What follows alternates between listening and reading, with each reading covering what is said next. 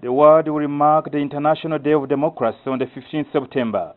Ahead of the celebrations, the East African Legislative Assembly has passed a motion moved by Uganda's representative Nusura Tiperu, urging partner states to observe the day with focus on the youth agenda.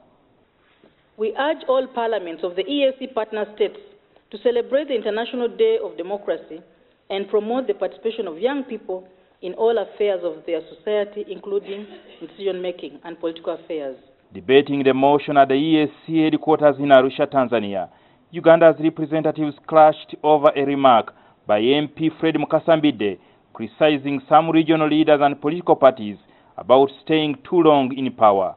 Leadership change in East Africa. This has to be respected. I can see a lot of countries have adopted some way of right on our speaker. It is no longer clear how leadership changes in East Africa. We used to have term limits, but of course now they are extinct. But what we are saying, Honorable Mbidde, you must be clear on that point, that change of leadership or stay of one leader does not mean absence of democracy, because the same people can elect the same leader more than once, but that is still democracy. But that is your debate.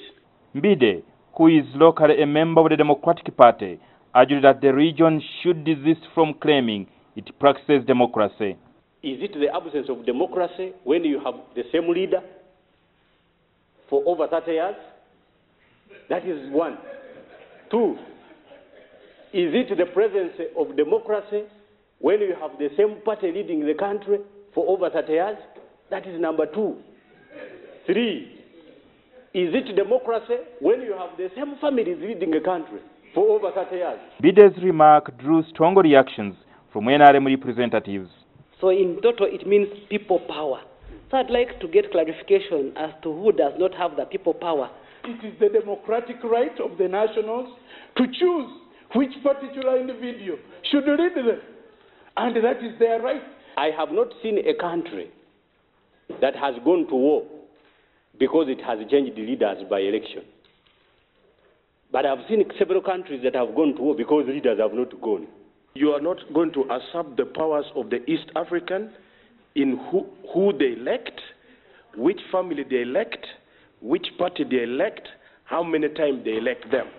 There's so much driven into a lot of Ugandan politics here. I think we are not discussing whether there should be a term limit in Uganda or whether there should be an extended term for 1 month. I think they should spare this house that debate about Ugandan politics. Thank you. You know, it is his democratic right to misrepresent the views. Mbidde also said Uganda is one of the region's countries that has failed to sign a declaration to the East African Court of Justice to adhere to the principles of human rights. It is only Tanzania and Rwanda in the East African community that have acceded and deposited declarations that are required under Article 34, Clause 6 to the protocol that forms the court. He implored the community to amend the treaty to extend the jurisdiction of the East African Court of Justice to enable it to try crimes against humanity. Crimes against humanity in East Africa now have only one court that can try them, particularly if the perpetrators or the suspects are leaders of nations. Meanwhile, Uganda's new State Minister for East African Affairs, Julius Maganda Wandera, has taken his seat as an ex-official of the Regional Assembly.